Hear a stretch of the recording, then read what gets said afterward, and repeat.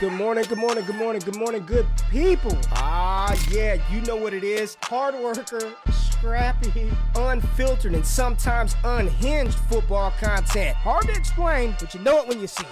Doing it daily our way. I don't know what you're talking about right now. Redraft and Dynasty Fantasy Football, we got you covered. You know their defense is ranked like 31st in the NFL? NFL draft prospects and rookies? Now you know you in the right place for that. Absolutely. All right, then stop saying it. Then we're done. And prop bets with my man JRich. Count that money, man. Now wipe the crust out of your eyes. Get you a cup of coffee. It's time to wake your ass up with Ray G. You honestly are making absolutely no sense and you sound silly as hell.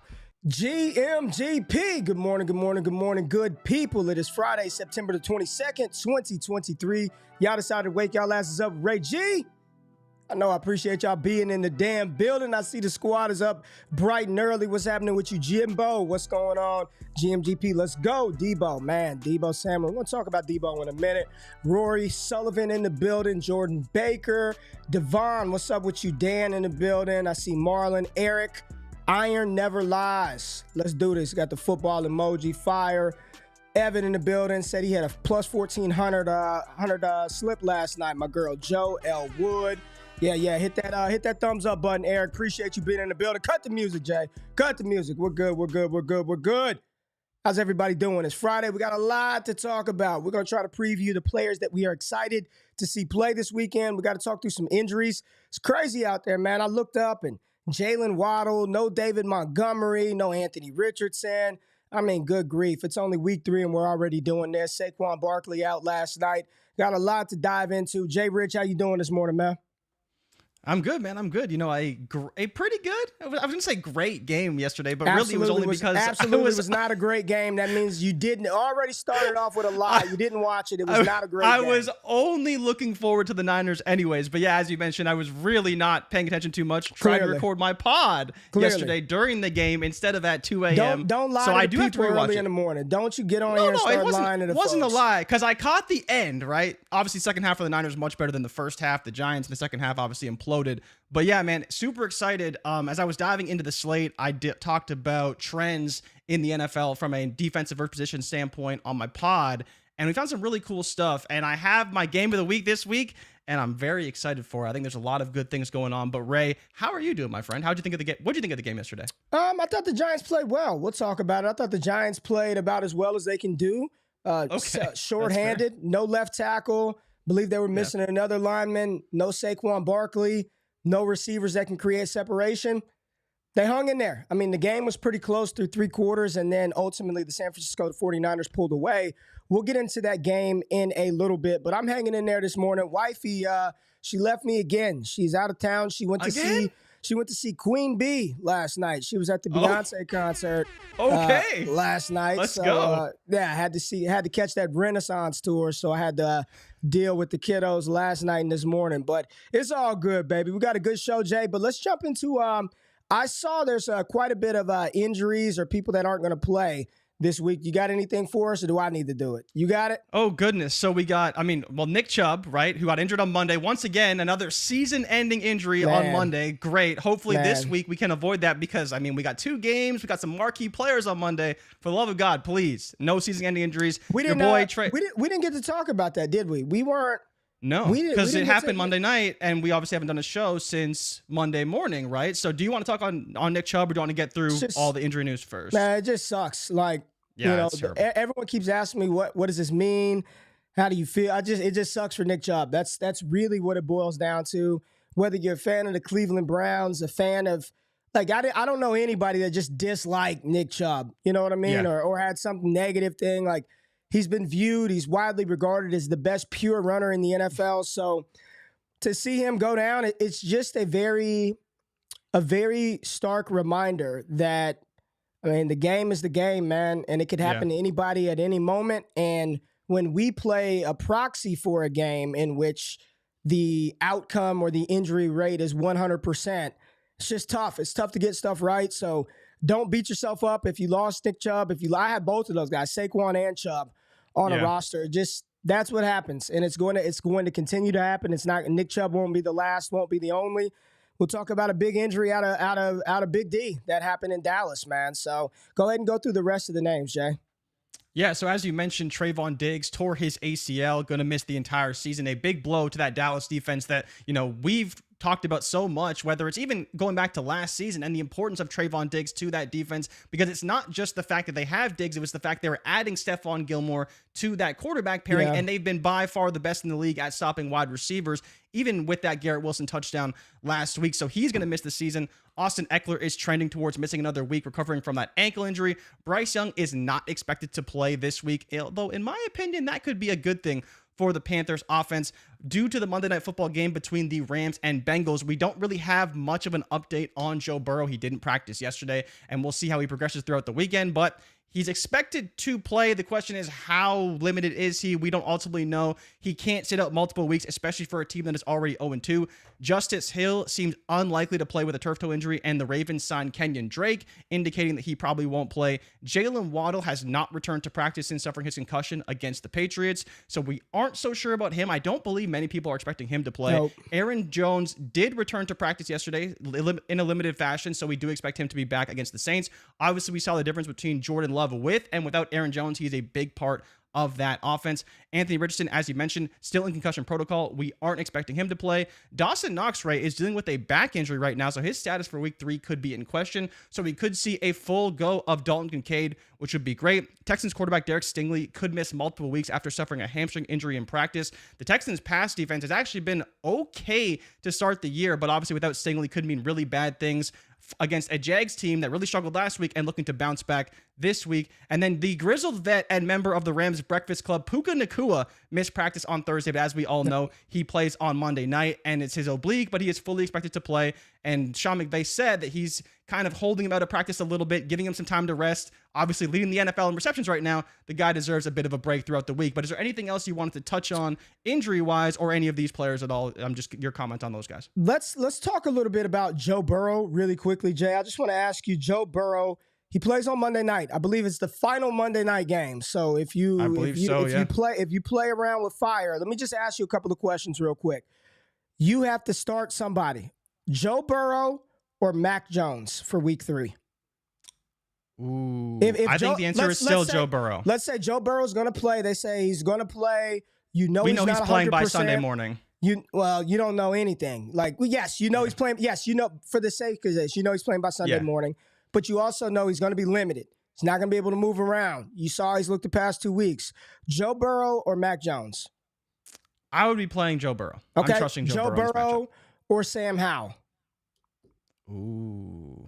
I would consider Sam Howell. It's a little closer for me. I would say if I was ranking them, I'd put Sam Howell a little bit above, but Buffalo is still a tough defense, although Washington quietly put up 20 points in each of the last 2 weeks. So I do kind of like the Washington Commanders offense. Let's go rapid fire. Joe Burrow or Geno Smith at home versus the Panthers?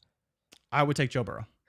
Joe Burrow or Baker Mayfield versus the Eagles on Monday night? I think the answer is Joe Burrow, but that Eagles defense is not good right now.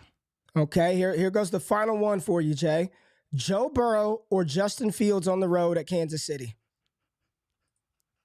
So I would probably say the answer is Justin Fields, but I don't think it's because he plays well for 3 quarters. I think he garbage times his way to fantasy relevance. Okay, so point is, yes, I would be, if I had another option and I knew I had another quarterback option, I don't know, man. I don't know if I'd just throw him out there. He hadn't looked good this season. He has not looked good. I don't know if I would just throw him out there over. Let me just ask Jordan Love at home versus the Saints right now. I'd play Joe Burrow. You play Burrow over Love, and then last one. It's matchup, right? Russell Wilson at Miami. Would you play Russ over Burrow? I think I would. Yes, I think I would. Russ has been playing good ball. Russ has been good, completing a lot of passes, throwing the ball a lot, throwing the ball downfield. Even last week they didn't play great, but they put up points. I do like Russ. I think against Miami there could be some points for Russ in this game.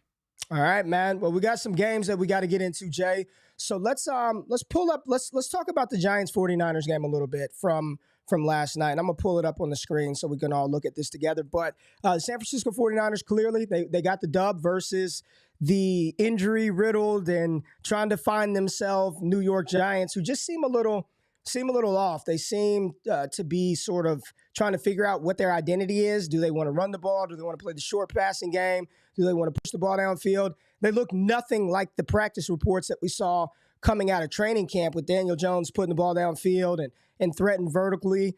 Jay, let's start off with the man who's on the thumbnail, though, Brock Purdy, who, as you put on the thumbnail, pretty good last night. Good. And I want to start by saying this and talking about something that's starting to irritate me a little bit, Jay. It's starting to get a little irritating, a little annoying that every single week this young man goes out there, just does his job, just gets it done every single week. He's undefeated as a starter, and we know that trend will end at some point in time.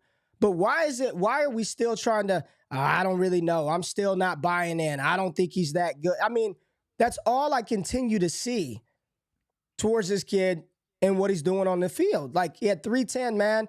He should have had another 35 yards and a touchdown if Christian McCaffrey didn't drop the pass in the end zone. It's a difficult catch, but that's a catch that I expect Christian McCaffrey to make. So you look at these numbers, Brock should have went 26 at minimum, 26 for 38, 335 and 3 last night, had not been for that drop pass. But he's going out there, he's executing, he's taking care of the ball, he's moving the ball down the field, he's getting the playmakers involved. Why is there still so much disdain for Brock Purdy? I just don't get it, man. I think it's just that 7th round Mr. Irrelevant bias that is so tough to shake. You know, we talk about even a player like Puka Nacua, who is literally leading the NFL in receptions right now. And obviously we understand that Cooper Kupp's going to come back, but it's so difficult to shake that draft capital bias on both sides, right? Whether you're a 1st round pick or a 5th round pick, and, you know, heaven forbid, Brock Purdy doing the impossible as Mr. Irrelevant, it takes so long to really shake that opinion to fantasy people. But when you have a player like Micah Parsons going on a stream and talking about how he really respects what Brock Purdy's doing and you have to take him seriously, like, that is enough for me to say, okay, like, we should be taking this guy as a legitimate NFL quarterback. And not to say that we weren't before, because you and I, at least on this show, have been very in on Brock Purdy, holding him, wanting to see it through because we believe that he's going to be the starter. Ultimately, he does become the starter and he plays good each and every week. Return to that 2-touchdown form. And as you mentioned, 310 yards, 25 for 37. And according to Next Gen Stats, right, he was blitzed on 85% of his dropbacks, which is the highest rate in the Next Gen Stats era. On those dropbacks, he was 20 for 31, 247 yards with 2 touchdowns. That is phenomenal. 60% against the blitz. I mean, ridiculous. You talk about quarterbacks who are blitzed a ton. CJ Stroud on the season is blitzed at a 44% rate on his dropbacks, and Brock Purdy was blitzed 85% of the time last week, or just last night. So you talk about Purdy, and I understand that it's not always perfect with him, but he makes the plays that needs to be made. And you just look at that throw to Debo, and as you mentioned, the throw to Christian McCaffrey, right on the money. McCaffrey couldn't bring it down, but he's making the throws when he needs to and making a lot of big plays for this offense. Yeah, Schmidt shot in the chat said, but is he pushing the ball downfield? I don't really care. Like, he's operating the offense efficiently. He's getting the playmakers involved. I don't want do what's comfortable for him. I don't care if you're pushing it down the field. I mean, that's why the 49ers wide receivers, you love them because they get so much yards after the catch. George Kittle, Debo Samuel, Brandon Ayuk. It's not the air yards. It's what they're doing after the catch. And speaking of after the catch, Jay, well, let's talk about Brock real quick. I just want to ask, and we got Keep Trade Cup pulled up for those of y'all that aren't watching. He is being valued right now. Where's Purdy at? QB 15, behind Dak Prescott, behind Bryce Young, Jordan Love, QB 12. Wow. Fields at 11. I didn't know that. And CJ Stroud at QB 10. Would you take Brock Purdy over Dak Prescott, Bryce Young, Jordan Love, or Justin Fields right now? You got to make the call right now, today. No think about it. Ain't no team. Just player, would you rather have draft Brock Purdy for your dynasty rosters, Dak, Bryce, Jordan Love, Justin Fields? That's the threshold. Yes, over Bryce for sure. Dak is tough. I would probably say yes for Dak, but I think you go both ways. I'm not comfortable taking him over Fields, but I would get why people would do that. Jordan Love, I would say, is a no because I really like Jordan Love, but I think the answer probably should be yes. So I'll say yes for Purdy over Love and Young, and I guess Prescott, but I would still say no for Justin Fields. Okay, so you're still saying close. Why no on Justin Fields? You have talked about this man more than anybody in the world, you and a couple of others, but yet I feel like you are still straddling the fence, and we're not going to do that. If you think he's cooked, if you don't think he's going to have a job, if you don't believe he's the long-term answer for Chicago, why on earth would you select him over Brock Purdy? Because I don't think that his value ceiling is, or his value right now is where it's going to be to end the season, right? You know, and like I've talked about last week, we've been here before with Justin Fields. We've been a lot lower than this on Justin Fields through multiple weeks. And so that's why for me, I don't think I'm just full-fledged selling for whatever I can get, because the narrative on Justin Fields has gone too far. In the offseason, when he was getting pumped up as an MVP candidate, I was like, hold on, maybe he's not QB8, but he deserves to be a top 12 quarterback. And I think you can make the same case for Purdy. He's probably not going to be a top 8 quarterback, but he definitely has a case for a top 12. And so that's why I think they're very similar. But I'm not out on Fields. He's going to have good fantasy performances. Of course, as you mentioned, I don't believe in him necessarily long-term in Chicago today, but I don't believe that the value that he's at right now is where he probably should be from a general consensus basis. So if he has a couple good games, he could easily return back to value and be much more valuable than a Brock Purdy. See, and Anthony, I appreciate you watching the stream, man. Anybody that's in here, like, I appreciate y'all being in here. But this is the kind of stuff right here that just is so... Purdy should have had 4 INTs last night. You know how many games I watched where quarterbacks, your favorite quarterbacks, should have had an interception? Like, it happens every week. What the hell are you doing, Josh Allen? Where were you throwing the ball, Trevor Lawrence? Dak should have gotten picked off. Like, shoulda, coulda, woulda. Shoulda, coulda, woulda. Right? If we go around doing that, they should have done this. Oh, that fumble should have been recovered. That defense, I mean, it's not happening. For whatever reason, shoulda, coulda, it's not happening. He didn't throw any. So, I mean, I'm not gonna knock him for what should have happened, because if we start doing that, there's gonna be a lot of players that we like that would be like, damn, they should have done this. Christian McCaffrey, he's a different dude. He is so fun to watch. He's so good. He's such a complete running back. A lot of people just, he's a great pass catching running back. No, he's a phenomenal running back. Period. The vision, the contact balance, the speed, the burst, the patience, the fit. He's just a total running back. He is nothing like what we saw from him his first couple of years in the NFL in Carolina, where he was sort of that passing down plus type back. He's just incredible. And for people who drafted him 101, him or Justin Jefferson, you're feeling good. And the great thing about CMC is he's scoring 12 straight games with a touchdown. I mean, it's free money right now. He's going to score. This is a good offense. Player's incredible. Deebo Samuel, big game for him last night. 12 targets. Doing what I saw this.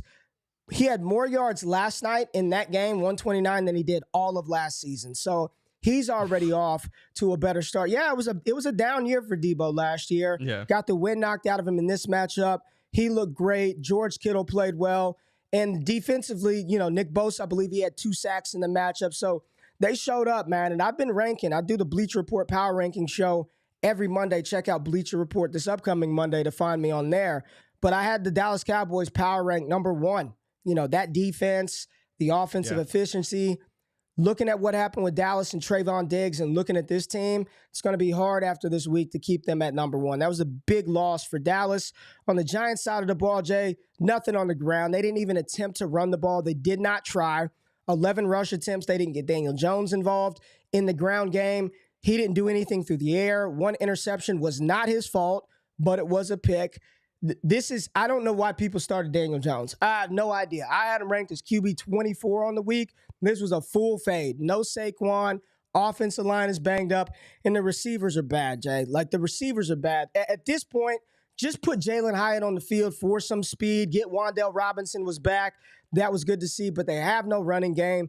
Look at this, man. Paris Campbell, 6 for 24. Waller looked awful. I mean, Waller looked cooked. He looked awful. He was bad, yeah. He was bad. I was high on the Waller train. I'm not abandoning ship yet, but it didn't look good. He's dropping passes, not extending for the ball. He looked bad. The Giants didn't get beat down like they got beat down in Dallas, but it wasn't a good matchup. It wasn't a good game. They did not play well. Daniel Jones, if you started him, you hate yourself right now because he did absolutely nothing. It just was not a good game from the Giants. And quite frankly, I don't know how it turned. I don't know how it turns around with this team. The weapons are awful, Jay. I don't even think it's Daniel. They have nobody. They have nobody to separate. It's funny. I was looking through Twitter yesterday, and people were talking about Bryce Young not throwing the ball. And it's just sky cam view after sky cam view of who's he throwing to. Everybody just blanketed across the board. And that's what happens when you've got slow receivers who can't separate, they can't get open, and you've got 2.5 seconds to throw the ball. You got to win, and you got to win quick. This is what's problematic for me with Daniel Jones. I traded him in a couple of leagues because I don't think that this gets better anytime soon. They have an identity crisis right now. They don't know if they want to run the ball, but then they really don't want to throw the ball. Time of possession was all in favor of the 49ers. Not good for Daniel Jones, Jay. But let's talk about some of the games and the matchups and the players that we're excited to see this weekend. And let's start out with the Cleveland Browns and the Tennessee Titans. Tennessee going to Cleveland, Jay. Deshaun Watson, we already talked about no Nick Chubb in the game. Nick Chubb is done for the season, and I don't even want to speculate on the career, but, it's not looking good for Nick Chubb. But let's talk about this matchup in particular. Who from this game are you excited to see? And I'll just say, for me, what I'm excited to see, and this is going to sound bad, is I just want to know, is the Tennessee passing offense really dead? I want to see Hopkins. I want to see Treylon Burks. Right now, Treylon Burks third on that team in the pecking order as far as data and target usage. Not good for Treylon Burks. Chig Okonkwo not getting any looks. I want to see if Tannehill can resurrect those guys. Is that a situation worth salvaging that can be salvaged from a fantasy perspective? Or are all of these pass catchers just doomed in Tennessee? I don't know if Derrick Henry's going to play or not. I know he was didn't practice yesterday, but apparently that's customary for Henry. Yeah. What are you looking forward to seeing in this one? For me, it's the pass catchers. I want to see Burks. I want to see Okonkwo. I want to see DeAndre Hopkins get involved. Now, maybe this is the worst matchup to try to do this with versus Cleveland, but damn, man, get it. Show me something. Get me excited some way for this passing attack, Jay. I mean, Ray, if we're talking about players I want to see in this game, the answer, truthfully, is basically none of them. The guy that I came up with really was Deshaun Watson. You talk about the Tennessee offense.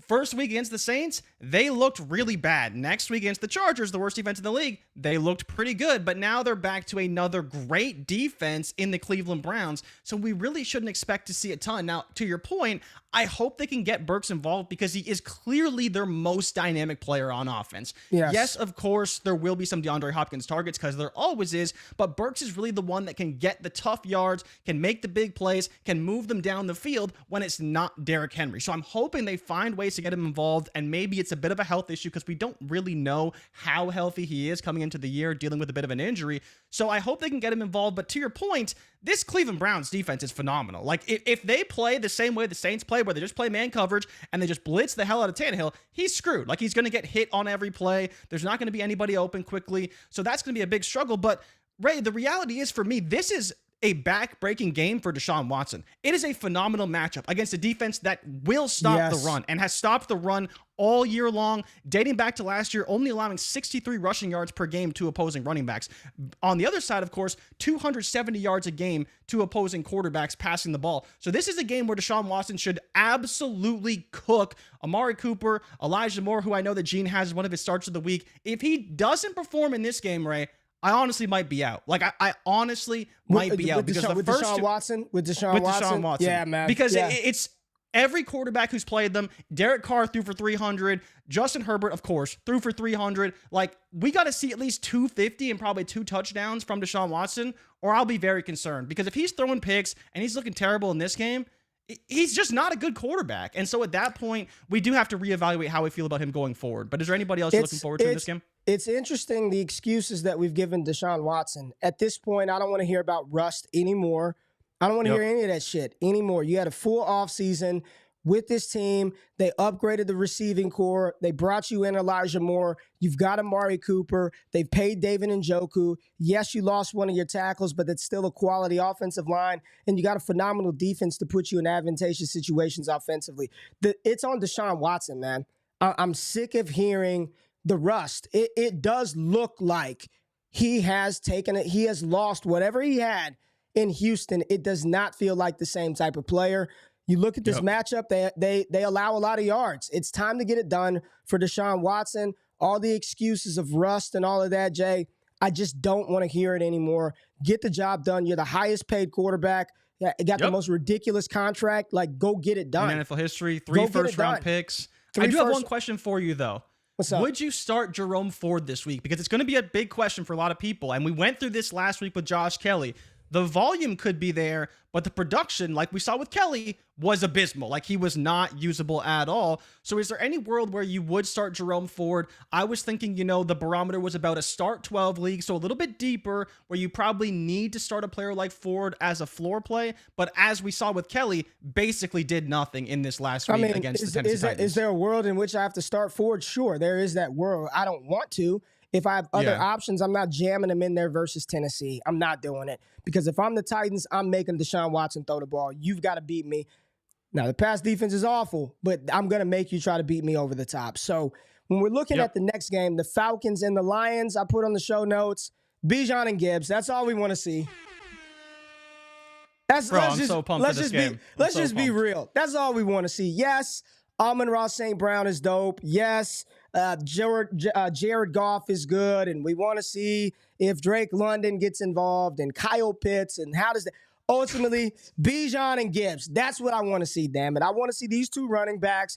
They're playing inside in a dome. Weather's not going to be an issue. This should be a fun game to watch. I will be on some Falcons and some Lions this Sunday because from an excitement factor, I'm looking at the early slate.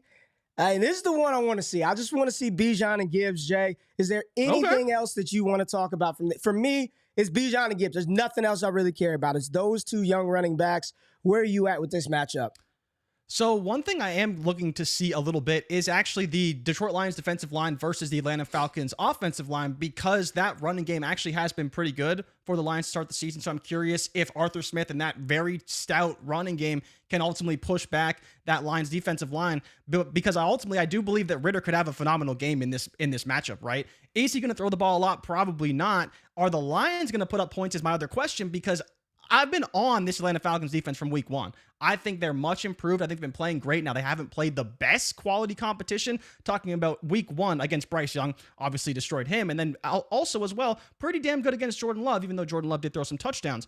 But I do think, like you mentioned, in the dome environment, we could see another good game from Ridder. So I'm excited to see that, and potentially a good game from Pitts. We saw that last week, the Seattle Seahawks absolutely destroyed through the air with the tight ends. Geno Smith was throwing to all the tight ends. The Detroit Lions allowed the most yards in the NFL to the tight end position right now. So it could be a good game from Pitts. I'm sure Jonnu will get involved as well. But I think those two matchups, it's that in the trenches in the running game for Atlanta, and then how much do they throw with Desmond Ridder. I'm, as you mentioned, not so concerned about what we see from the Lions, but I'm very excited to see this game because I've been all on the Atlanta defense, and I want to see if they can get it done against a pretty potent Lions offense.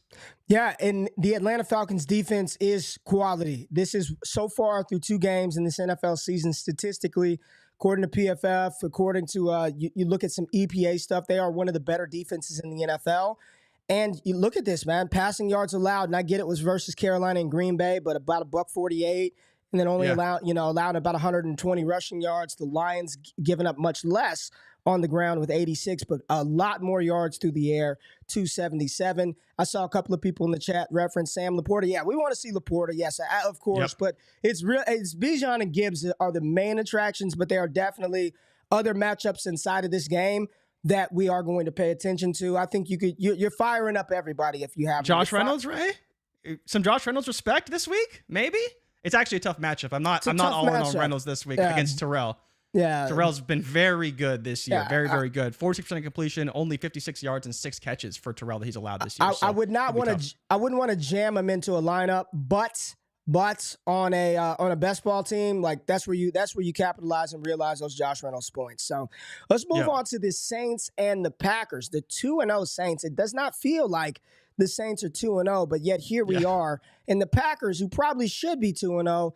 After losing to Atlanta, comeback victory by Atlanta, they've got a home game versus the New Orleans Saints. So Derek Carr comes into town. He's been playing like Derek Carr. You see this rushing yards, the leader for the Saints right now. Taysom Hill, Chris Olave doing his thing. It looks like Aaron Jones will be back for Jordan Love, who's got 6 touchdowns on the season on only 52 pass attempts, Jay. Insane. It does not look like we're going to have Christian Watson yet again. Yep. Shocking, right? just giving Jaden Reed and company more time to get acclimated into that offense. And we also will not have Jamal Williams, but it's time to fire up Kendre Miller. Full go. Finally. He's ready to go. He has had injury after injury after injury, but the talented rusher out of TCU is going to get his crack at this offense this weekend with Jamal Williams being injured. Tony Jones isn't very good.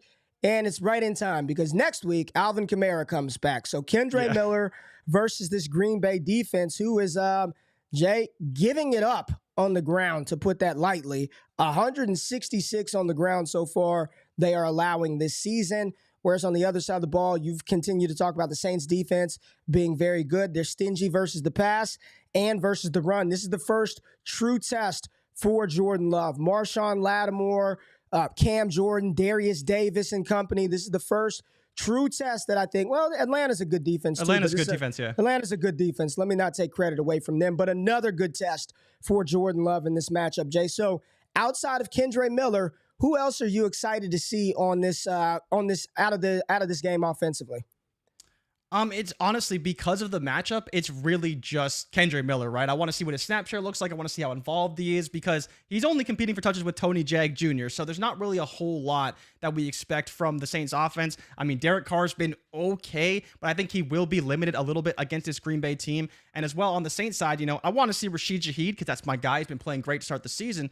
But overall, when you talk about this team, I think it's going to be a defensive matchup between both squads. The Green Bay defense has been very, very good. And on top of that, the Saints defense has been phenomenal. So I think it's going to be a lot of struggles for both quarterbacks, talking about Jordan Love and Derek Carr. And then as well, you talk about Marshawn Lattimore. I mean, the dude is just ridiculous right now. Only 3 catches for 30 yards allowed. He has a pick and a 9.4 passer rating against. So you do not want to be playing your wide receivers against the Saints, Ray. I was looking at the data yesterday. They are the second best defense against the wide receiver position, only behind your Dallas Cowboys. So, we've talked about how this Saints defense is very good, but it's a lot better, especially against wide receivers, than people really give it credit to. Gretchen's talking about Luke Musgrave. Don't play Luke Musgrave this week. The Saints are the best team in the NFL against tight ends, have been since last season, so it's not a matchup you really want to go after. Pete Warner has been phenomenal since getting there at defending the tight end position. Yes. And that's the big X factor there. You talked about Demario Davis, what he does rushing the passer and in the running game, but it's Warner who really does it in the coverage game. So it's just not a good matchup for a lot of guys. I'm excited to see Aaron Jones back because I think he's a big key to this offense, but it's going to be a very tough test, and there's a reason why this over-under is only 42.5 because both quarterbacks are probably going to struggle, and I really like defenses on both sides. Yeah, Joe said Watson probably had a setback by not I think I actually saw that. I heard setback or it was something with the injury, so... Here we go. Jackie Moon said, Shaheed is the Purdy of wide receivers, so disrespected and underrated. Jay, yeah, I'm with you. Pete Warner's been incredible. I would not play Luke Musgrave if you didn't have to. If you have better options, I'd go that route. And I would not be starting Kendre Miller. Like, I just wouldn't do it. Not in his first game.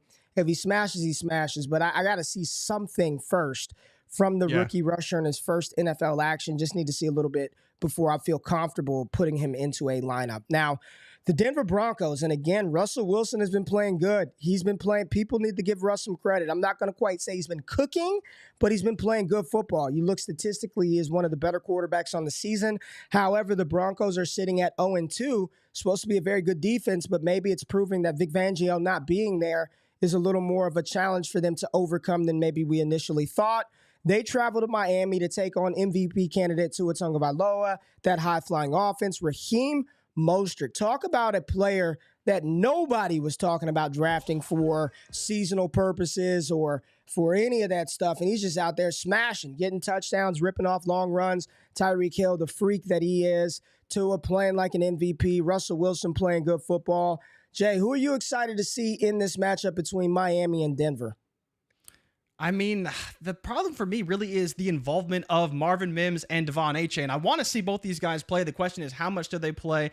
I mean, the question for me with this game is, is Jerry Jeudy going to be involved? Is a big piece for me. Cortland Sutton, obviously, for the obvious names. Tyreek Hill, we don't expect to see Jalen Waddle. But the guy I want people to pay attention to is Eric Ezukama because he is a guy who could fill in for Jalen Waddle. Everyone's going to be on Braxton Berrios and River Crowcraft, but this was a guy that we actually highlighted that I heard about, I believe, from Kyle Krabs last offseason, and we highlighted as a guy who could be a factor. He was a rookie last year, coming into his second season, doesn't have a single target on the year, but he could be a guy who does see some snaps with Jalen Waddle out playing that outside role. He gets some jet sweeps and runs a little bit in the offense, so we'll see, can he get some targets? He's a name to know to maybe pick up in some best ball leagues as an option, but really it's the rookies that we want to see, and then the usual suspects for both teams.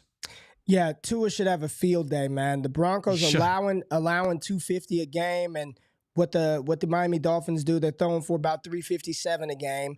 Rushing, Denver a little stouter against the run. Miami gives it up on the ground, $160 and a half on the ground. My goodness, this should be a good matchup for Javonte Williams and Samaje Perine. And admittedly, Jay, I've not watched a lot of Perine when I'm not Perine, but Javonte Williams. Every time I've turned to Denver, number 25 is in the game, Samaje Perine. So this is a question for the chat. How does Javonte Williams look?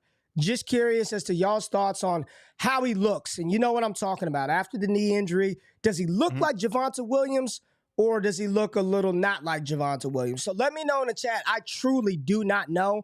Every time I'm watching him, I see number 25 in the game, or Jaleel McLaughlin. Or Jaleel McMillan. Or him running in the end zone, right? Great. Yeah. That's what we want to see. So let me know how does he look. I'm truly curious as to how he looks. But any concerns about this Miami pass attack without Jalen Waddle? Jay, if he in fact does not play, is there anybody else that you would tell? Let me just go through some names.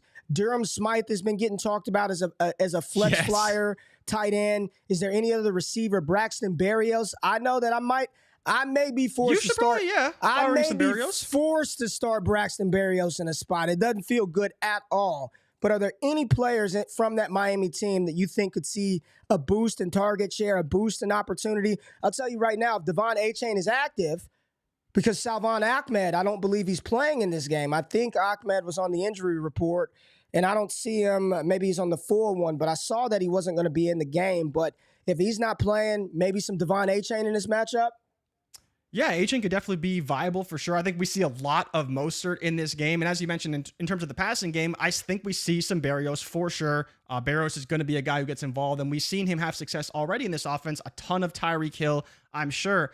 But as you mentioned as well, Durham Smythe is a guy who runs a ton of routes in this offense. You know, he does. We've talked a little bit about Jake Ferguson and how, for better or worse, even if he only has 20 yards, he's catching passes, he's getting targets, and he's running routes. And that's all we really care about at the tight end position because it's so bad. And so you talk about a player like Durham Smythe, literally ran the most routes in the Chargers game. I don't know how many routes he ran last week, but he is running a ton of routes. And so if he's running routes and he's on the field, he has an opportunity to score us fantasy points. So he could just by default be a top 12 option for us in fantasy league. So he definitely is a guy that you want to pay attention to, and I'm paying attention to. But yeah, as you mentioned, Berrios is kind of the main guy I would project as the wide receiver too. We'll see some Crawcraft. I think Smythe gets involved, and hopefully we see some Devon Achane as well. Yeah, hopefully. And I'm looking in the chat. I see looks like Royce Freeman as a rookie. Oh boy. Oh boy. Looks like he's coming. He said it looks like he's coming off of an ACL, in my opinion. He's been just okay. All right, that's fair. No one's saying he looks awful. So I sort of tend to lean with he probably looks like a guy coming off of an ACL tear. So good for Javonte Williams being out there. I mean, you're starting them. You're starting him and probably starting Perine if you have them. So yeah, it's a good matchup because Vic Fangio does let teams run on them, like you saw in week 1 and even in week 2 as well. So I think it's a good matchup for both running backs. All right, Jay, what's the next game we got? Oh, you're letting me choose. Okay. We're just going to go down the list, but I was just trying to write the time. I was just filibustering to write the time. We're just going down the list. So this is my game. This is my game of the week, Ray. I am so excited for the Vikings and the Chargers for multiple reasons. And if you really want my true deep dive, listen to the podcast that I dropped this morning on DD Radio. But basically, Ray, it boils down to the Vikings are much improved against the pass, right? And no one wants to give Brian Flores credit for that because of what happened in Philly last week on Thursday. But they are much improved against the pass. They're only allowing, I believe, 180 yards a game right now to opposing quarterbacks. And then you go and look at the running game, and they're allowing a ton on the ground. But the problem is in the absence of Austin Eckler, is Kellen Moore willing to run the ball and win this game? Or is he going to say, well, I think I can pass. Justin Herbert makes mistakes. And ultimately, this Vikings offense that we know can easily put up 30 points on this god-awful Chargers defense, I think think that's going to be how this game is decided. Will Kellen Moore be willing to run the ball? Because, I mean, look at the Chargers defense. They're allowing 360 yards per game to opposing quarterbacks. The wide receivers are going absolutely crazy on them. Yeah. Fire up Jordan Addison. Fire up KJ Osborne. Fire up TJ Hawkinson. Fire up Justin Jefferson. They are going to go absolute nuclear. You can just pencil in Kirk Cousins for 300 yards. The over-under on this game is 54 points. The only game that's over 50 points. So they are projecting a lot of points, a lot of yards. The Vikings will put up points. The question is, what do the Chargers do and how do they play this game? Because I think that this could be a trap spot for the Chargers offense if Kellen Moore doesn't run the ball with Josh Kelly. Love Josh Kelly this week because he should be able to run the ball effectively if they choose to. And I think we should be a little bit concerned about Justin Herbert because I do think it is a bad spot for him based on how they're playing defense. And we saw that happen with Jalen Hurts as well. If Jalen Hurts couldn't run the ball so effectively, he would have been pretty bad for fantasy last week because he did not play so well other than a couple deep balls to Devontae Smith. So for me, that's kind of how I'm seeing it. Are you seeing it any differently between this game? All right, you laid out the case, baby. You weren't playing. This was your game of the week. You were prepared here, and you failed to mention the Vikings' new running back, Cam Akers. Cam Akers traded to the Vikings, Jay. Yeah, give him an air horn, man. I completely forgot about Cam Akers. I don't know why you did Cam funny. Akers like that. Cam Akers to the Vikings. How you feel about it? So the only thing people really need to know, right, is he's familiar with the system because Kevin O'Connell is a Sean McVay disciple, so he has been in this system to some degree. So talking about integrating him into the offense should be a little bit better. But as you mentioned, the compensation for this trade was if Cam Akers can assume, I don't know if it's 500 rushing yards or 500 total yards, there will be a 2026 pick swap in the 6th and 7th round between the Vikings and the Rams. So he was basically traded for nothing. Like, If the Vikings cut him, the Rams literally got rid of him for absolutely zero. So am I expecting anything from Cam Akers? No, but could he be an upgrade over Alexander Mattison? I suppose so. Yeah, man. There's a chance. There was no chance in LA. So you're saying there's a chance. There's a chance. There was no chance in LA. That ship had sailed. And speaking of LA, let's check in on old Kyren Williams, Jay. Let's check in on that. I thought we were checking in on Puka Nakua's dynasty value. No, let's check in on this is Jay. Oh man, what is that? Jay. Is that RB14? Jay. This is, this is year 8. Oh my goodness. This is year 8 for me playing Dynasty Fantasy Football. I started 8 years ago, man. I've never ever seen a more reactionary market than what we are witnessing this season. I have never, Jay, seen a more reactionary market than what we are witnessing this season. Let's just talk about some of these really quickly, man. Let's just vibe for a minute. This is the mid-show break. Mid-show break. Let me write this down. Mid-show break. What time is it? 44 minutes. Mid-show break. I'm looking at Kyren Williams, James Cook, Brian Robinson in particular. Those three. Let's just start with those three. All three of these players are damn near top 15 dynasty running backs. Brian Robinson, Kyren Williams, and James Cook. And we're all three of these guys from the 2022 class, all three of them from 2022. Not a soul on the planet wanted Brian Robinson last year. If you even touted Kyren Williams as a prospect, you were eviscerated on social media or YouTube. And James Cook, coming into the season, you couldn't trade him for a damn second-round pick. And now you got all three of these guys valued as top. It's the most fragile list of running backs I've ever seen in fantasy football. This thing is fragility from the top down, Mr. Glass from Unbreakable. One bad game and he tumbled. Like, if you have Kyren Williams right now, Jay, what is the play? And I know you're going to say trade him, but what are you even accepting? Because nobody is giving you a first-round pick for Kyren Williams, a first-round pick. Nobody wanted Brian Robinson last year. We got on air and talked about B-Rob the plotter week in and week out. And now look at where the market is saying he should be valued. This is just, I've never seen anything like it, Jay. I have never seen anything like it in Dynasty. It's definitely a very confusing market to figure out. You talk about Kyren Williams. Right now, he's probably in that value gap where he's not worth a first, but he's probably worth more than a second. And so at that point, do you just trade him for a second because you're getting a pretty good value for him? Or do you ride him out because he's probably going to produce for fantasy. I mean, I believe Ronnie Rivers only had 1 carry last game, and Kyren Williams played like with almost Ronnie every Rivers. single. What are we doing? What are we talking about? Think about it, Ray. We play and we dynasty any running back on a 53, right? But in the case of the Rams, they really are only using 1 running back right now, and that running back is Kyren Williams. Ray, he is in the top 17 running backs outside of Christian McCaffrey, because Christian McCaffrey is way ahead in carries. But of people who've only played 2 games, he is 17th in carries. Your boy, Brian Robinson, is 5th in carries in the NFL right now, and he has 2 touchdowns on the ground where Kyren Williams has 3. So you think about 3 touchdowns in 2 games, he's going to see probably the lion's share of the work, and we fully expect that to happen. The matchup against the Bengals is okay this week, but in terms of his dynasty value, he's very difficult to value overall. And check it out. So people are like, oh, KTC, clown, all this. No, Pigeon said it right here. People are giving first. I'm seeing it all across the timeline, Jay. 24 first plus for Kyren Williams. Like, you're seeing it all over. Like, people. We are down bad for running backs right now. We are down bad for running backs. Like, we so are down bad and dirty. It's insane. And this is say what you want about it, but it's the, at least for what I've seen, the most accurate reflection of the overall sentiment of the market, right? Maybe not us. Maybe not y'all crazy asses who wake up at 7 a.m. and watch this show, or earlier than that. Maybe not y'all, because you're tapped in to myself. You're tapped in to Matt Kelly. You're tapped in to other resources that provide you some actionable information. But this is the overall I mean, I'm telling you, I'm looking on Twitter last night, Jay. All the analysts that are saying this is the bet, Cam Akers is going to take over by the next week. This is the bet. Like, this is Kyren Williams is the second coming. It's just insane. I've never seen dynasty fantasy football so reactionary. It's not even dynasty anymore. It really is not.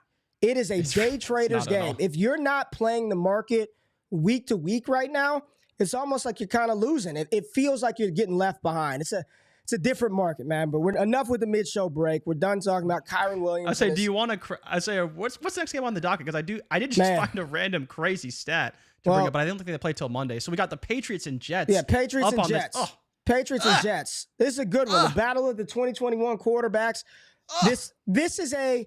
I'll say this. This is a must-win game for both teams. I think this is a must-win game for both teams. The New England Patriots. I don't want to take solace in a loss, but they've had 2. If I had to say people it, have been saying this all week. You don't like it? You don't even know what I'm about to say. A loss is a loss. You don't know what I'm about to say. There's no more victories in a loss, man. I get that, but there are, Jay. There are moral victories in a loss, man. If you're playing Madden and you barely lose, right? You're still pissed, but you're like, I was right there. One mistake. If I wouldn't have forced that go route, I would have won the game, right?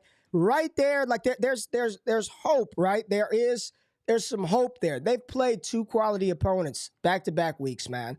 And we're watching this team. Let's just be real, man. It's Kendrick. You know what? Go look up Kendrick Bourne is where he's ranked right now, PPR points per game. Go look at this. Probably pretty just good. Go look at Kendrick Bourne.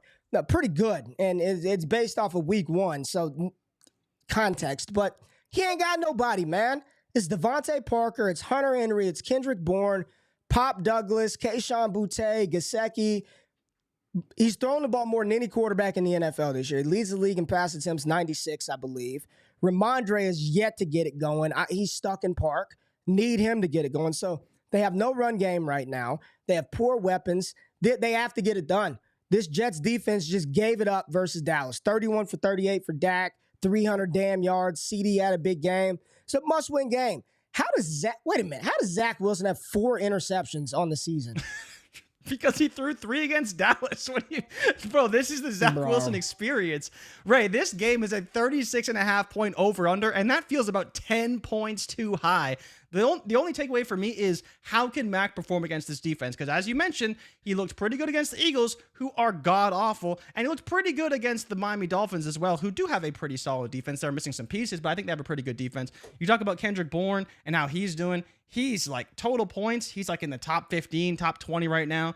But to be fair, he's behind George Pickens, behind Jordan Addison, behind Tutu Atwell and Josh Reynolds as well. But yeah, Bourne's been pretty good. Devontae Parker had a great game in terms of fantasy points, a a player that you probably want to be looking to acquire if you're a contender and need a starter. I mean, he had 20 points this past week. He played very, very well in his first game action with Mac Jones. But this matchup is terrible. We don't expect Zach Wilson and this offense to do anything on the Patriots defense, and we don't really expect much to see from Mac Jones in this offense against the Jets. But that is the side of the ball that you kind of want to pay attention to, because that's where the fantasy value can ultimately come from. There's no fantasy value that's going to be had from the Jets offense this year. I think we can all say that pretty confidently, unless they change quarterbacks. But there could be opportunities, and more importantly, just sheer volume from this Patriots offense. But they are favored in this game, which I don't love that for them. I don't like any team that's favored in this game. I would probably take the Jets and the points, but this game is going to be ugly. It's going to be disgusting, but I am looking to see how Mac Jones performs against this defense. Other side of the ball, Breece Hall, I don't expect him to have 4 damn carries. So even though the matchup versus New England is tough, even though it's tough, Jay, I'm firing up Breece Hall. The real question I think a lot of fantasy managers want to know, Jay, is are you playing Garrett Wilson in this matchup? And for me, the answer is no. You can't do it. I know he scored the long touchdown, but we saw New England completely neutralize Tyreek Hill. And now you're talking about an offense where he is the only guy that will threaten the defense. Him and Breece Hall. Those are the only 2 players I guarantee the defensive court. Who's the DC in New England? Did they put Patricia back in DC? I think it's Steve Belichick. Is it Steve Belichick? Is that... Dude, they're about to go from Bill Belichick to Steve Belichick, aren't they? They're setting this shit up, aren't they? Aren't they setting it up for him to take over? They might, yeah, but yeah, he's the DC right now. He's the DC, and so we'll see. But I think you just talk about this team and what's going to happen. Like, yeah, you're right. Garrett Wilson doubled all day long. Same with Tyreek Hill, and even you talk about Christian Gonzalez, how he played against Tyreek. I mean, I don't know if he's going to have any more success when Garrett Wilson goes after him, right? They played that defense very, very well against the Dolphins and a much more potent passing attack. So you look at from that perspective, it's going to be rough. Now, you could see some things in the running game, but I think Belichick would happily let Garrett Wilson be shut down and let them just run the ball, because I think he knows they're probably not going to get beat by Dalvin Cook and Breece Hall overall, because that defensive front, is still very, very talented. So Colin said, I think Colin has dropped this in the chat a couple of times now, tropical storm in New York. So let's bad weather too. Let's make sure that the weather's good before you lock anybody in this one. But I'm seeing people say tropical storm in New York. So be mindful of that, everybody. And I guess we'll monitor that closer to game time. And I also want to ask everybody in the chat. Okay, Joe, I got you, Joe. I'm going to start this question. But what I need is I see a lot of people talk, and we do this every year. We use Keep Trade Cut because, I mean, it's right there. It's easy to get to. It's a clean, smooth website. But let me know some other, legitimate, where a lot of information is. If there's a better ADP ranking source out there, let us know. Hell, I don't pay attention to any of this because I don't even participate in drafts where you draft based on ADP. It's all auction for me. Yep. So I don't know what the best resource is. So let me know in the chat. We'll check them out. And if there's some other stuff that we could show that's more accurate according to you, the people, that you feel is more accurate, put it in here and we can see this. But no doubt about it, Gonzo is a dog. Christian Gonzalez out there. Don't start Garrett Wilson. I just wouldn't do it this week.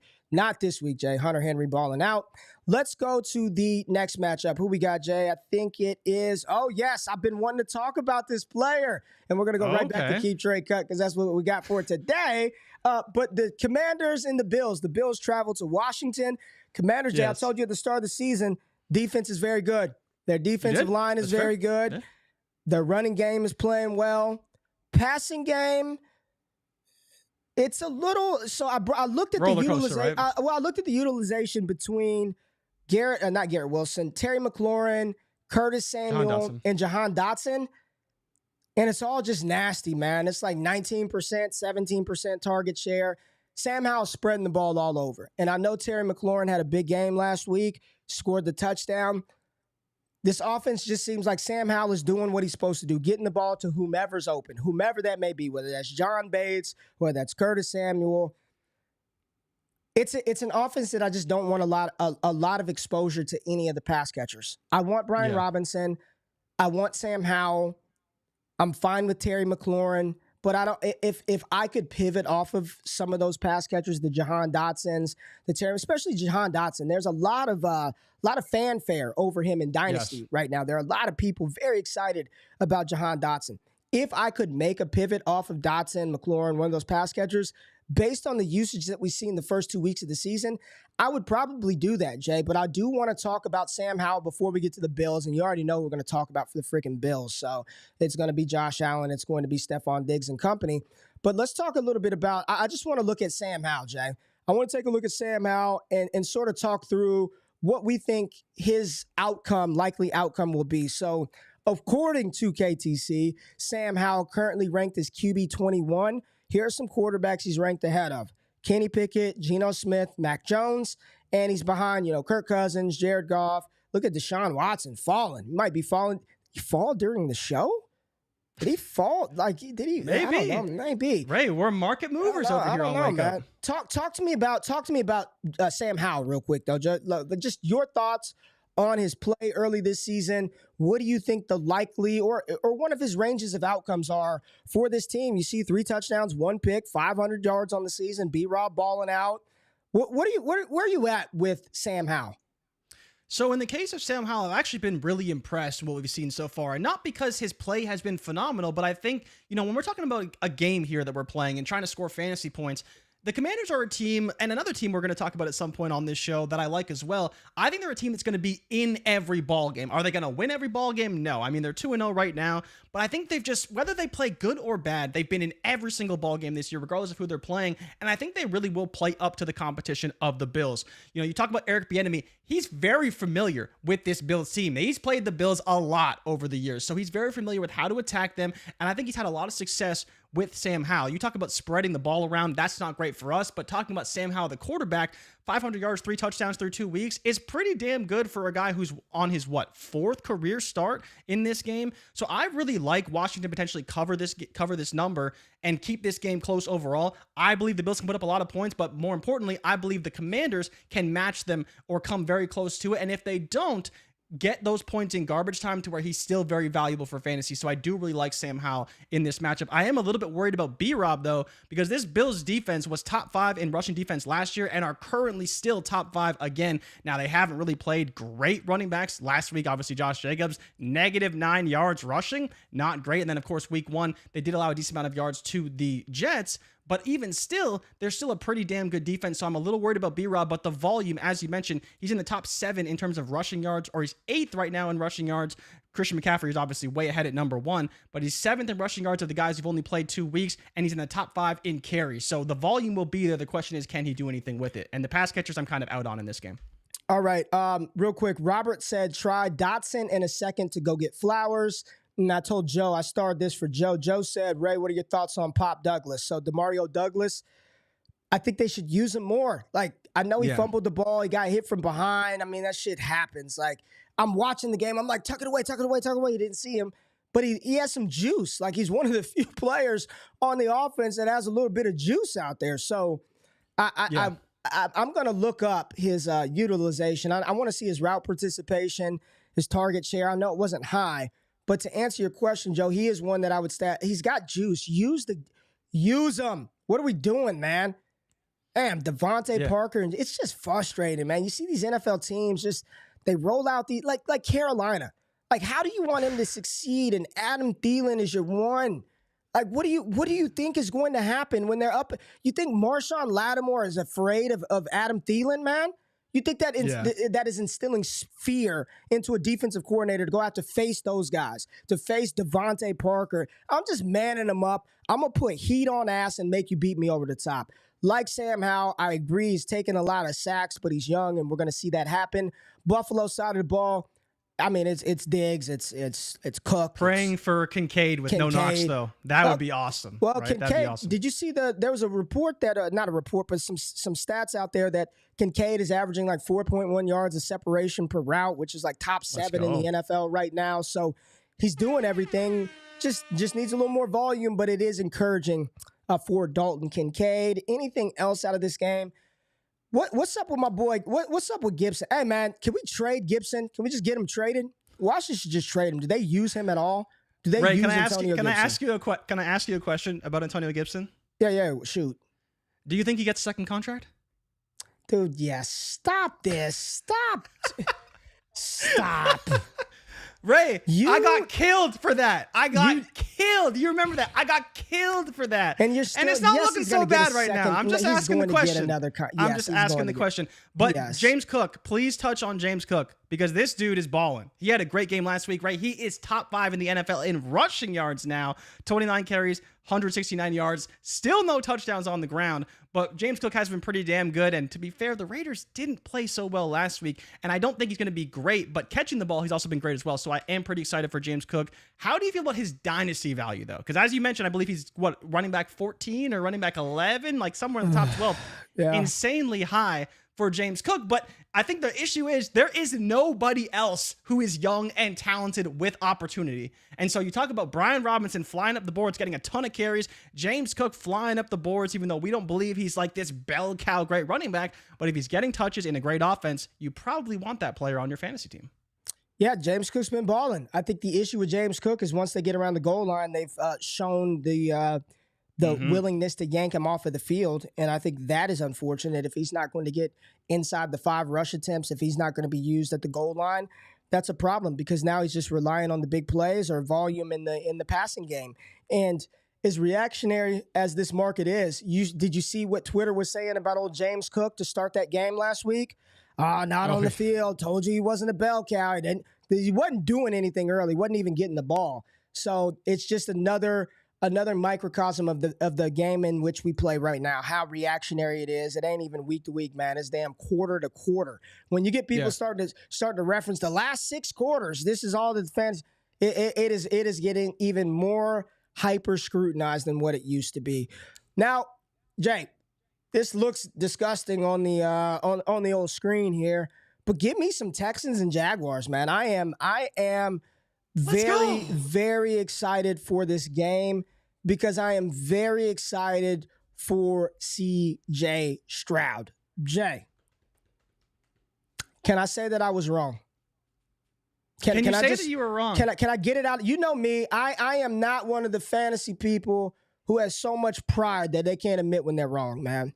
I said CJ Stroud was the QB3 in this class, and if I had to redo it right now, like right now, well, it doesn't deserve music because he's not going to go to number 1, but you can turn the music off. But yeah, he's the second best fantasy relevant quarterback in this class. And I think that the Houston Texans truly did hit a home run with the selection of Stroud. He's going to be a phenomenal quarterback in the NFL. I've continued to call him a souped up version of what Jared Goff is. I think that in a year or 2 years from now, you're going to look at this Houston Texans team. We're going to look at this division, the AFC South, with CJ Stroud, with Anthony Richardson, with Trevor Lawrence, and be like, damn, look at the studs in this game. Because they are allowing Stroud to do exactly what he should be doing in year 1. I don't give a damn that the Texans are 0-2. They can go 0 for 15 this year. Doesn't matter to me. Get him volume. Let him learn on the job. And not only is he getting the volume, he's actually playing very well, despite the fact that he's getting punished behind the line. I believe he's the most hit quarterback in the NFL right now. He is getting beat down. And for Houston's sake and for Houston's fortune, they did select a quarterback that's 6'2", 6'3", 200 and close to 215, 220 pounds, right? They did select a quarterback that can withstand some of the punishment because he is getting punished. But when you've got a young quarterback who is already, Jay, understand what's going on. We look at Tennessee. Can Ryan Tannehill support 2 receivers? We question Philadelphia. Can Jalen Hurts support two wide receivers? Can Smitty? A rookie is doing it right now with Nico Collins, Robert Woods, and Nathaniel Tank Dell in his second NFL start. This kid is going to be special, man. He is very good.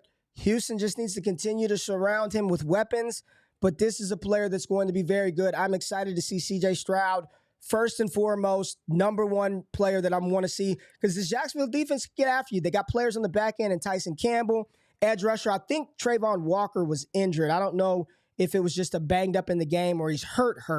But, this should be a high-scoring game. I would take the over on this one. I think it's 44.5 is the point total in this game, Jay. I'm excited to watch this one. T-Law has not been playing good football this year, so hopefully he can turn it around. Ridley a down week 2. Saw Christian Kirk smash. Etienne down week 2. We know the Kansas City Chiefs with Chris Jones back is a tough defense. Dameon Pierce hasn't done much for us to start the season. But C.J. Stroud, that's the man. That's the man. That's the damn man. Yeah, you hit all the big points. And Ray, let me give you some numbers here comparing C.J. Stroud to another quarterback on the season. Both quarterbacks, 58 completions. One has 93, one has 91 attempts, which, by the way, Ray, 91 attempts for C.J. Stroud, which is third in the NFL of quarterbacks who've only played 2 games. 641 yards to 626 yards, 1 touchdown to 2 touchdowns. And on top of that, you talk about yards per completion, 11.1 to 10.8. Do you know who that quarterback is that I'm comparing him to right now? Patrick Mahomes. It's not Patrick Mahomes, but it is Matthew Stafford. Okay. Matthew Stafford, a quarterback that we admitted is playing much better than we expected. And when you have a quarterback like C.J. Stroud basically going toe-to-toe statistically with a Matthew Stafford, that is a great sign. You talked about how he can support 2 wide receivers. You're talking about how he's throwing the ball all over the yard, and they're trusting him to do that. He is playing phenomenal. Completion percentage, 62.4 for Matthew Stafford, 63.7 for C.J. Stroud. The volume is there. The production is there. And in my opinion, they easily cover this game because there is no way Jacksonville is winning by 9 points. The defense for Jacksonville is great, but I believe the volume and the production will come from C.J. Stroud and Houston. Do not expect anything from Dameon Pierce in this game, in my opinion. Yeah, look at the comment that Joe put up there. Woof. Stroud already has more 300-yard games than Justin Fields. Jay, what are your thoughts? Stroud, though. What are your thoughts? What are your thoughts on Nico Collins, man? What are your thoughts on Nico? Nico's been great. I mean, he's showing what I think we all saw he could be when he went to Michigan and then wasn't utilized. And then he went to the draft and he was drafted by the Texans. They didn't have a quarterback. And now finally, Ray, lo and behold, you get an athletic freak like Nico Collins, a quarterback, and all of a sudden he's playing pretty damn well. And I think more importantly, C.J. Stroud trusts him, gets him the ball, and he's performing at a high level. 6'4", 215, man. He's a big dude. Big dude. Yeah. Let's get Dameon Pierce going, man. That O-line is not bad. This week, man. Yeah, not this week against the Jacksonville Jaguars. But yeah, fire up Kirk. I think Kirk could have another good week because the Texans are susceptible against the slot. And then Ridley with Stingley out could be great as well. So we could see good games from both quarterbacks. All right, Colts, Ravens. This one, yuck. This one sort of made me flaccid a little bit once I found out that JRich wasn't playing in the game. But we've got Gardner Minshew going into Baltimore to face the 2-0 Ravens. Lamar Jackson. There's nobody on the, Lamar's going to do, Lamar, like, who are you excited to watch from this game? Like, what do you want to see from me? Looking at it, over under 43.5, Baltimore 8-point favorites, should be a decent scoring game. From the Colts side of the ball, Pittman, can Pittman continue to remain relevant? Can Pittman stay involved? Zach Moss, can he give us another start? We're firing up Zach Moss versus the Baltimore Ravens. Would you start him? Absolutely. You just have to. They're going to run the ball. So I'm firing up Zach Moss. Michael Pittman, you see this, 16 receptions on the season. Zay Flowers, we want to see Zay Flowers play ball.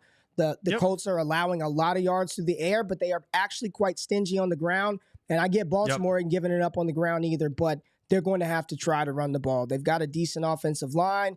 Yeah, man.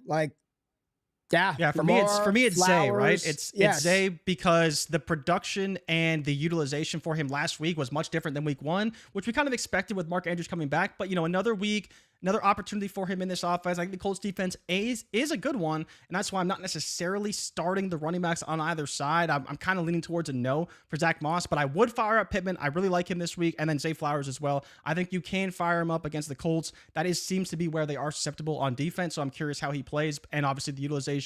We'll see about Beckham. He's expected to play. Bateman, I don't even know if Bateman's going to be playing at all. Dude, it doesn't matter. He's out. He's getting wind sprints. He's getting cardio. Don't worry about Bateman. And then Mark Andrews obviously will be heavily involved as well. But yeah, it's really just Zay Flowers and Pittman. I think you could potentially start both. I know that Gene, in his article today up on the website, really likes Zay Flowers as a start of the week this week. So we could see something from him. But yeah, this game's going to be pretty gross with Minshew starting and Baltimore probably going to roll over Indianapolis. Jay, I saw a comment that we have to discuss, man. We have to discuss this. Jeff Math put this in the chat. He said, off topic, rumors for Super Bowl halftime show, In Sync. How we feeling about In Sync, man? Listen. No, here's the thing, man. Us, for the culture, we've had a lot. We've gotten a lot at the Super Bowl. We got some Snoop. We've had a lot. I'm okay okay with NSYNC, man. You're probably a little too young, but when I was growing up, I lived through the Backstreet Boys and NSYNC. It's tearing up my heart when I'm with you, but when we are apart, I feel it. You know what I'm saying? That was so good, man. You're gonna get demonetized. Yeah, man. I'm feeling NSYNC. I mean, I saw them on the Hot Ones Challenge, so kind of makes sense. We gotta diversify it up again, man. They can't bring out no damn Sexy Red and Ice Spice. They ain't letting that happen at the Super Bowl. Well, remember that people wanted it to be letting... Taylor Swift to end the Eras Tour. I mean, I think that's already been debunked, that rumor, but that was the initial rumor that was the end of Swift's Eras Tour. That'd be pretty cool for her, but I don't think it's going to happen. Yeah, I'd be down to see Taylor Swift. Jimbo said B2K coming next. B2K, let's do it. All right, Jay. Panthers and the Seahawks. Andy Dalton. We know Andy Dalton is going to get the start in this matchup. Man, that's it. Hey, you're already done with this game. Let me ask you this: who are you starting for the Carolina Panthers? Who? I mean, I would start Miles Sanders, right? Okay. I think we could start Miles Sanders. Just give me the names of the ones that you would start. Miles Sanders. I think that Adam Thielen could be flex viable. Okay, Thielen in the flex. And that's it. Maybe, okay, I think the other guy is maybe Hayden Hurst, but I don't really know that connection. My question to you, Ray, and this is what I was thinking about when I was kind of putting together my notes for this game, is this offense actually better with Andy Dalton than it is with Bryce Young? Because I do think there is a world where Andy Dalton's experience, even though the team is god-awful, he's just able to process a little bit quicker than Bryce does and able to kind of not necessarily make plays, but limit the negative plays on offense. So I do think there is a world where they're not as bad on offense, but maybe they're not any better, and that may not matter. But I was just thinking about that, and I was like, you know what? Maybe an experienced Andy Dalton could be better for this offense right now than Bryce Young would be, but I still think they're going to get rolled potentially by the Seahawks. But the Seahawks defense hasn't been very good and susceptible through the air. So I think that's a big thing for me. I'm more so worried about the Seattle side, Ray, because this Carolina Panthers defense is very good. Like, it is absurdly good. Now, again, week one, they played against the Atlanta Falcons, so they didn't do a whole lot on offense, and then they played the Saints. They looked really good against the Saints, limiting that offense to some degree, and knowing that there's not a whole lot of pass catchers. Good Lord, Seattle, they're giving up 328.5 through the air? I mean, Jared Goff last week absolutely cooked them, and then the week before that, it was Matthew Stafford, right? So that's where, and then you look at the Carolina side, 175 passing yards per game, and part of that was Desmond Ridder, and then, of course, 132 on the ground. But my issue right now is, can Kenneth Walker get going? Because he was awful last week. He scored 2 touchdowns, but he was really bad. And then as well, does Geno Smith cook against this defense? Because that pass rush is going to be after him because his offensive line is still not very good. So I'm curious how they play, but I do think that Geno Smith could struggle. And with that, could be struggles for DK, for Lockett if he's available, and then as well for JSN. And JSN, man, done absolutely nothing so far this season. Absolutely nothing. What's the word on Lockett? Is Lockett good to go? What's the word on Lockett?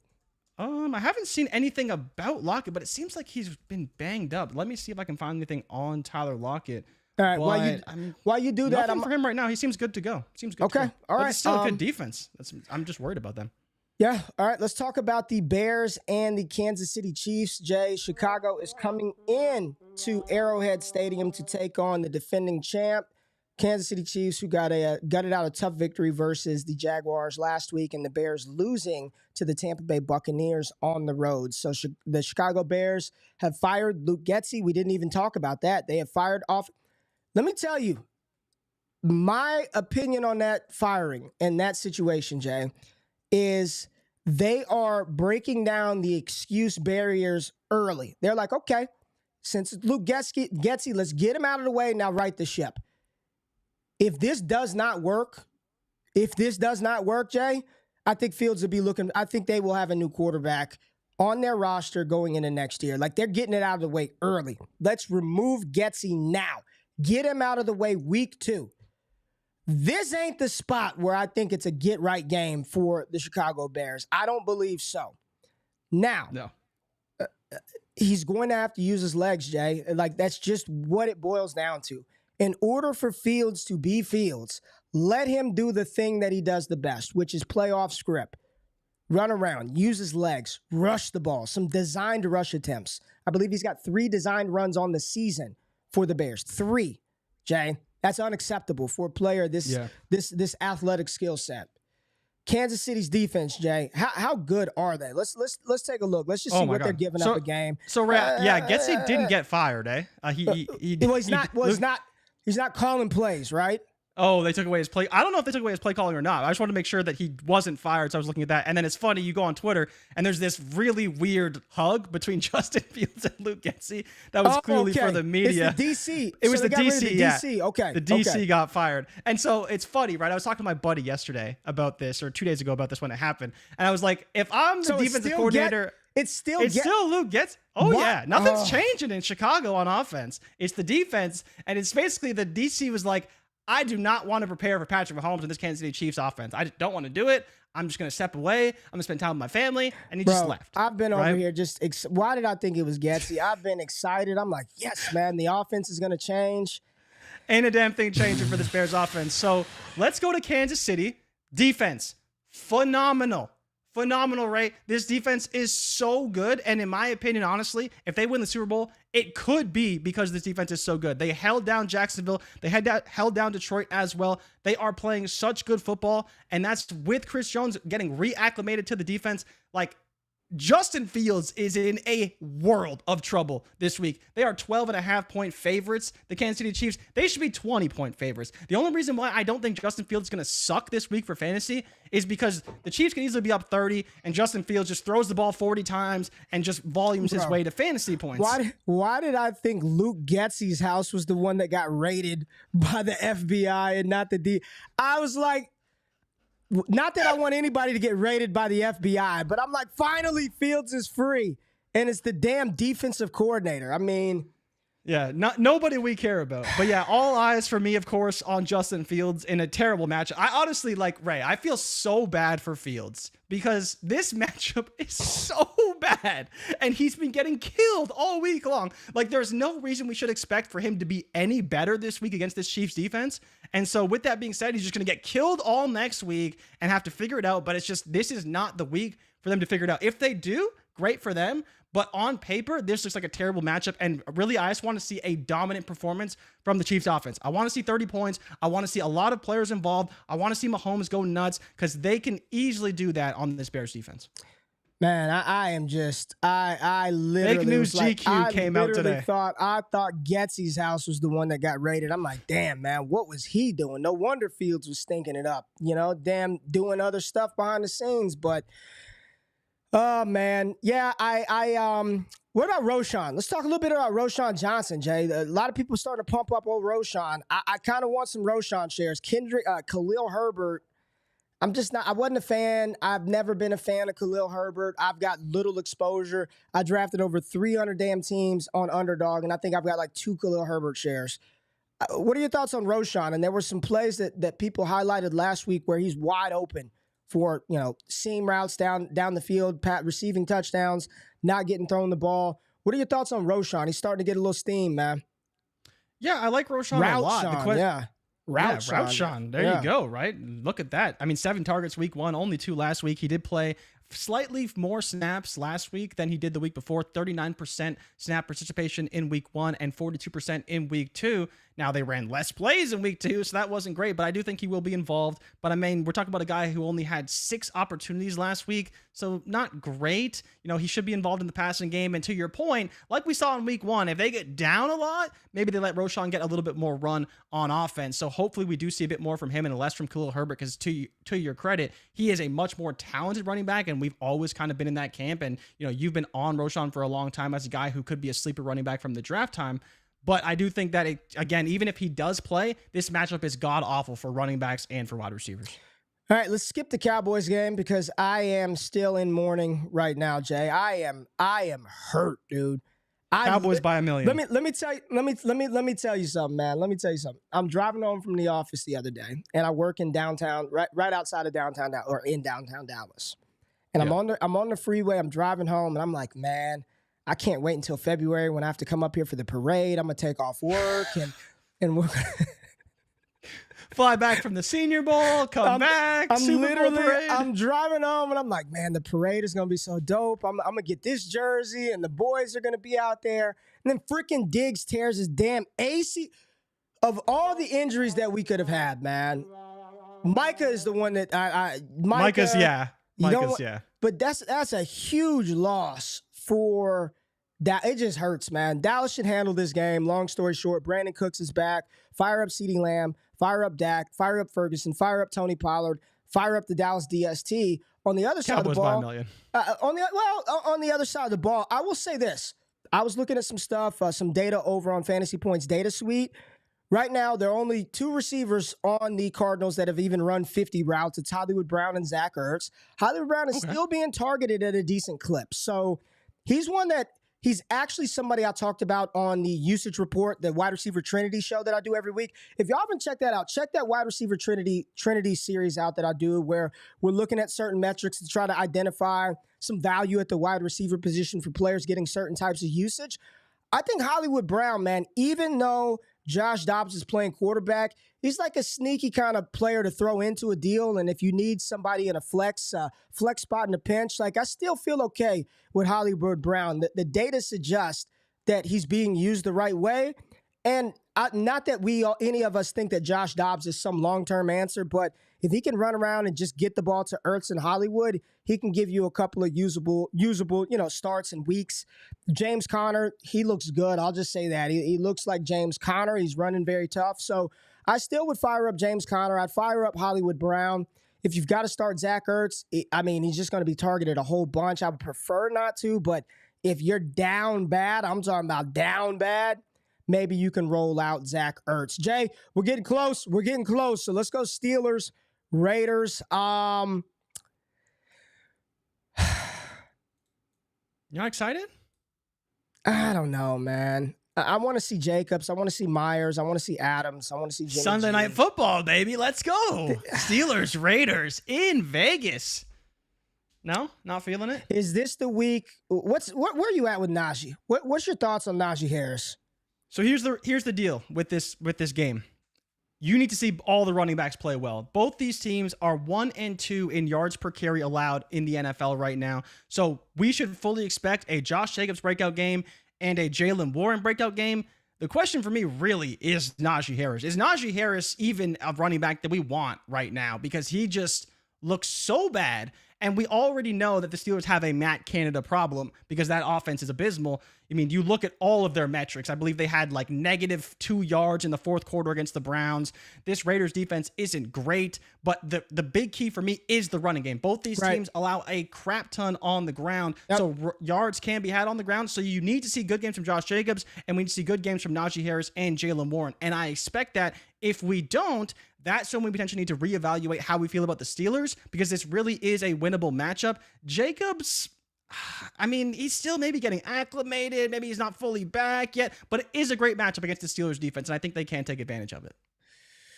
It's the receivers. Like, Pickett is awful. That passing game is terrible. Wait a minute. Pittsburgh is giving up 193 on the ground? Mm-hmm. And they're this only... is what I'm saying. Oh, my gosh. This is what I'm saying. Both these teams are allowing a crap ton on the ground right now. Like, so many. And again, what is Josh McDaniels doing? What is McDaniels doing? Well, Ray, one big thing. Jacoby Myers should be back this week. And we saw his impact week 1 and his lack of impact in week 2. So hopefully he makes a big difference, or at least for them moving the ball, and can do things to help out Josh Jacobs in the running game. But I mean, realistically, this game is gross. It's a disgusting game. Man, and I really want to know the ultimate question for me, Ray, who scores more points, the Steelers offense or the Steelers defense? Steelers, but it's close. It's close enough. And I do think, like, I understand. Listen, I understand Jacobs has looked bad to start the season, but I've tried to buy him. I've tried to get him in a couple of spots. I think it's going to turn around. I think the Bills' defense is phenomenal. I already mentioned they're top 5 last year, top 5 this year. Like, they're not, especially against the run, against the pass. A little bit tougher on the back end, losing some of their safeties and stuff. But on the running game, they are very, very stout. And to my credit. Raiders should be able to go. Mrs. GQ just sent me a message, said, "Pooh, 9 a.m. That's our youngest Ridge. We call him the Pooh, Ridgy Pooh. He's got to be in daycare in 30 minutes. So we need to wrap this shit up, Jay. So the last couple of games, are those Monday night games? I think they're Monday night games. Yeah, Monday nighters. Oh, okay. Yeah. Well, we can talk about those on Wake Up on Monday. Cool. We went through everything. There it is. That's the show, baby. Got it done. Had some comments in the chat that I want to get to real quick, Jay, before we get out of here. We had one super chat. Oh, man, Ecamm. They do it now. Like, I don't have to start. It automatically goes to a super chat category. This is phenomenal. Here we go. We got one right here. Va Jelly said it's a 10-team Superflex league. He's got Jalen Hurts, Anthony Richardson, CJ Stroud, Roschon Johnson, B. Rob, Jalen Warren, David Montgomery, Miles Sanders, Calvin Ridley, Diggs, Olave, DJ Moore, Reynolds. I have an offer of Chris Olave, Brian Robinson for Alvin Kamara, AJ Brown. Would you do that deal? I would not. I would rather have Chris Olave and Brian Robinson opposed to trading for the hope that we think. I love Kamara and AJ Brown. Or would you keep Olave and B. Rob? Do you like the buy low on AJ Brown? It is buy low. I think you are buying kind of low. Let me ask you this straight up. AJ Brown or Chris Olave rest of the season? I still want AJ Brown, but I can admit it's dicey. Let me ask you. You want AJ Brown because of the name AJ Brown, or you want AJ Brown based on what you're saying? AJ Brown doesn't have the production, but he still has a 30% target share. Right? Like, you look at his numbers next to Devontae Smith's, and they're almost identical. I believe his yards per route run is very similar. Route participation is good. The yards after the catch are good. The target share is good. It's literally just he hasn't found the end zone, and he hasn't hit the big play. That's the only reason why. Now, to your point, Olave may be more consistent, and I do like Olave a lot, but I do still love myself some A.J. Brown. And I think this week against the Bucs could be the week you get him going. Give me A.J. Brown. Chris Olave doesn't have the competition. I think for the rest of the season, people don't. What's Olave's target share? Shit, 30%. 30% target share, 40% air yard share, and he's getting yak. He's getting all of it. Chris Olave is he's good. He's very good. I'm fine with Chris Olave rest of the season. I really am. It's no anti-AJ Brown. It's not anti-AJ Brown. All right, get the hell out of here. Appreciate everybody tapping in to the show, to all the content this week. Hit the thumbs up button, like and subscribe if you're in here.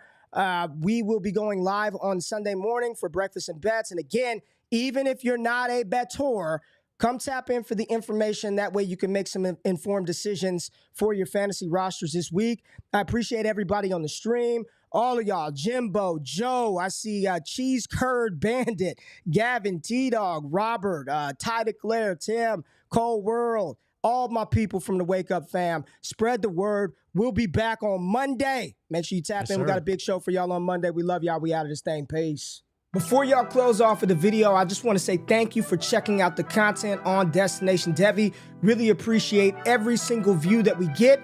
And the only thing that I ask is that you hit the thumbs up button, like the content, subscribe to the channel, and if you can, comment below for the algorithm. Really helps the channel grow. Now, if you want more exclusive access to me and the entire Destination Devy team, patreon.com/allgas gives you that access. Now, if your money's a little funny, we do have free content for you. Make sure you subscribe to the All Gas newsletter. There's a link in the description of this video below, and subscribe to the Destination Devy podcast radio feed, where we got all types of shows hitting airwaves every single week. Now y'all can get out of here. I appreciate y'all tapping in. It's All Gas all the time. I love y'all. I'm out of this thing. Peace.